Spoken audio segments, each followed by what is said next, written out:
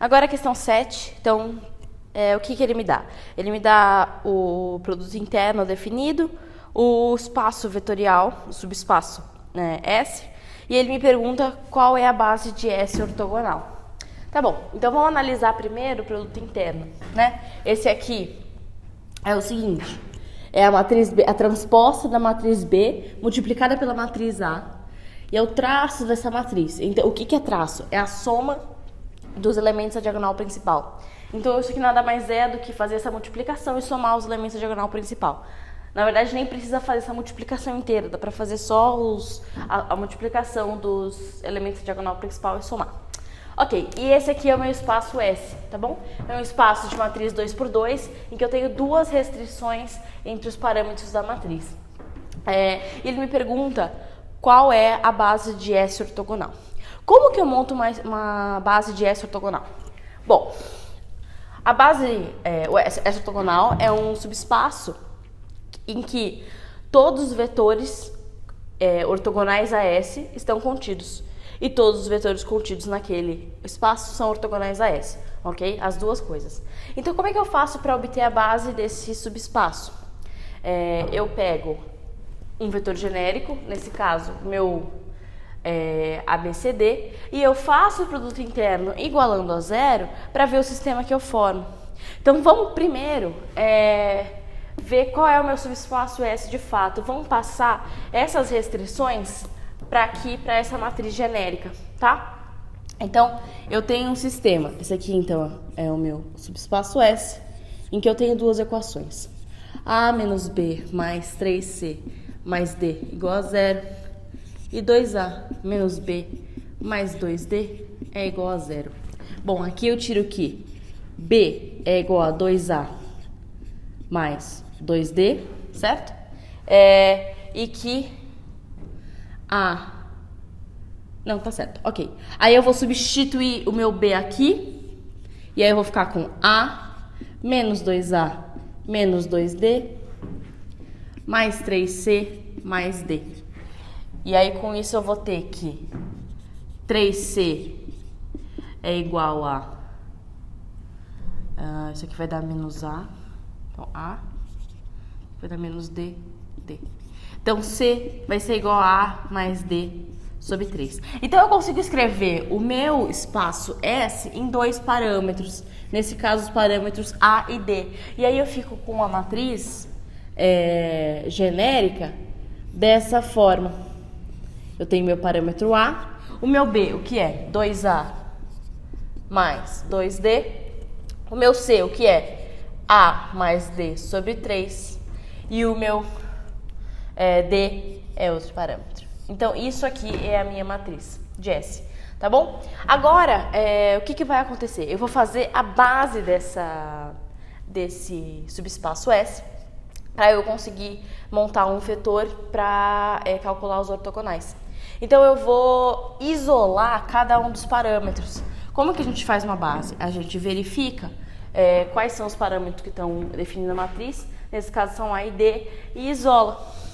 Então, eu vou ter o meu subespaço gerado pelos vetores. Vamos isolar A. Fica 1, aqui, 2, 1/3, 0. Isolando D, eu fico com 0, 2, 1/3, 1.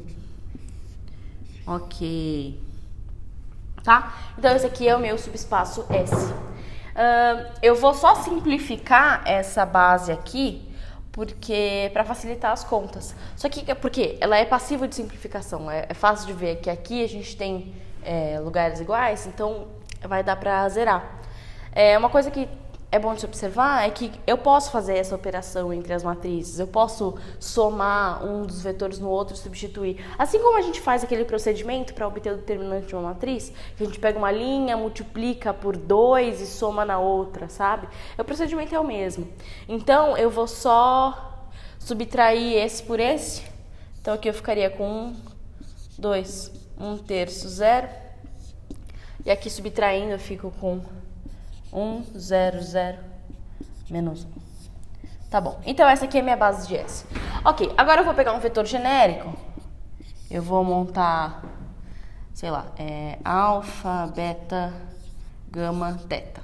Tá bom? E esse vetor genérico, ele é pertencente a essa ortogonal. A partir do momento que ele é pertencente a essa ortogonal, então ele vai ser ortogonal tanto ao primeiro vetor da base, quanto ao segundo vetor da base. Então, vamos montar esse sistema, né? Então, eu tenho, vou chamar esse aqui de E1 e esse aqui de, vou chamar esse aqui de E1 e esse aqui de E2. Então, se eu tenho o produto interno entre U e E1, então, o que eu vou ter? O traço da transposta de E1. Então, aqui E1. Vamos fazer a transposta. 1, 2, 1/3, 0. Multiplicado pelo meu vetor U. Alfa, beta, gama, teta. Tá bom. E aí, lembrando que o traço é a soma dos valores da diagonal principal. Então, eu não preciso fazer essa multiplicação inteira. Eu posso só ver quais são os valores da diagonal principal, certo? E os valores da diagonal principal, então, eu vou ter esse aqui multiplicado por esse, certo? Então, eu fico com alfa. Opa. E depois, alfa mais gama sobre 3. E depois, esse daqui. Mais 2 beta. Isso aqui é um 0, né? Ok. E isso é 0. Se você tiver dificuldade de enxergar isso aqui de cabeça, tudo bem, faz a multiplicação na mão e depois vê o traço. Não tem problema. E aí o segundo seria entre U e E2. Aí eu vou ter a transposta de E2, que é 1, 0, 0 menos 1, que é igual ao original, né? E o meu vetor U. Alfa, beta, gama, teta.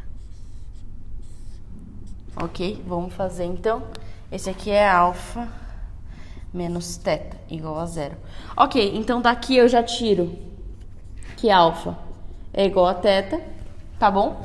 E aí, é interessante observar que com a informação de que para todo vetor pertencente a essa ortogonal alfa é igual a teta, ou seja, esse primeiro vetor aqui é igual a esse vetor aqui, eu já consigo saber que a alternativa C é a correta, porque é a única em que os dois vetores da base, essa informação se verifica. Então isso é importante porque numa prova teste, se está te faltando tempo para fazer outras questões, é bom já observar as alternativas desde o começo para já ir atentando para esse fato. Mas eu vou terminar a questão e continuar fazendo a base até o final.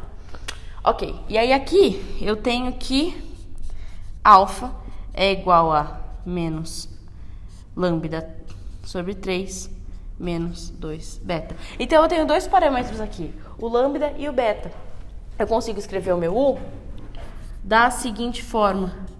Alfa é menos lambda sobre 3 menos beta. Beta é beta. Gama é gama. E teta é igual ao alfa. Então, eu vou copiar. E aí, eu faço o mesmo procedimento que eu fiz para S. Eu vou isolar os parâmetros que eu estabeleci. Então, para essa ortogonal, eu tenho que, isolando gama, eu fico com menos 1/3, 1, 0, menos 1/3. E, isolando beta, eu fico com menos 2, 1, 0, menos 2. Certo. Então, essa é uma base de S ortogonal. É, de fato, uma base de S ortogonal. O problema é que um subespaço tem infinitas bases. Então, vocês não vão encontrar essa base específica... entre as alternativas, o que é uma coisa comum em acontecer em questões em que pede a base, porque dependendo do tipo de sistema que você monta, você vai chegar em bases diferentes. Então, quando isso acontecer, você não tem que entender que a sua questão está errada, não é isso. Você precisa adaptar a sua resposta para conseguir achar a alternativa correta, tá bom? Então, lembra o que eu fiz aqui com o S? Eu Fiz o mesmo procedimento que a gente fazia quando vai calcular determinante, de ficar multiplicando as linhas por algum constante e somando ou subtraindo de outras linhas. Então é exatamente isso que eu vou fazer. Eu vou pegar essa base aqui que já tem e eu vou tentar manipular, somando e subtraindo os vetores, de forma que eu consiga algum vetor que está na base, tá bom? E aí, óbvio, não façam isso aleatoriamente. Analisem os vetores da base e pensem, olha, acho que dá para chegar aqui em algum lugar. Então, por exemplo, a alternativa C e D já tem esse primeiro... Não. Nenhuma delas tem o primeiro vetor, né? Tá bom. Mas os valores são 1, 3, 6, que como eu tenho um terço aqui e um 2, dá para entender que mais ou menos vai dar nisso. Ok? Então, dá para fazer o seguinte. Se eu pegar esse vetor aqui, menos 1 terço, 0, 1, menos 1 terço, e multiplicar por menos 6, eu fico com... Desculpa, por menos 3, eu fico com 1, 0, menos 3, 1. E isso aqui já é o primeiro vetor, né, da base, que tem nas alternativas C e D. Outra coisa que eu queria observar é a dimensão das bases. Então, se você tiver com pouco tempo para fazer essa questão, seria interessante observar que, vendo os parâmetros das restrições de S, você consegue ver que S tem só 2 dimensões. Só que a dimensão de S mais a dimensão de S ortogonal tem que resultar na dimensão do espaço total, que nesse caso é 4, porque a gente está falando do espaço de matriz 2 por 2. Então, necessariamente, o espaço S ortogonal tem 2 dimensões, porque já elimina a alternativa B e D logo de cara, tá? Ok, então na alternativa C e E, a gente tem esse vetor aqui, que a gente achou. Então agora, vamos tentar achar algum dos outros vetores em seguida. Eu vou ter, se eu multiplicar isso aqui por 2, eu vou ficar com 2, 0, menos 6, 1. 2. Fiz errado. 2, 0, menos 6, 2. E agora eu posso somar com esse daqui. Porque, claro, uma observação, eu estou só multiplicando esse primeiro vetor. Então, esse daqui, ele é fruto da multiplicação desse vetor. Então, ele só pode ser colocado no lugar desse primeiro vetor. Eu não posso multiplicar esse e colocar aqui. Aí eu vou transformar um conjunto LD, não é mais uma base, tá bom? Então, agora, somando com esse, eu posso já colocar no lugar daquele. Somando com isso, o que vai dar? 0, 1, menos 6, 0.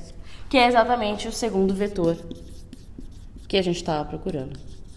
Que está, então, na alternativa C.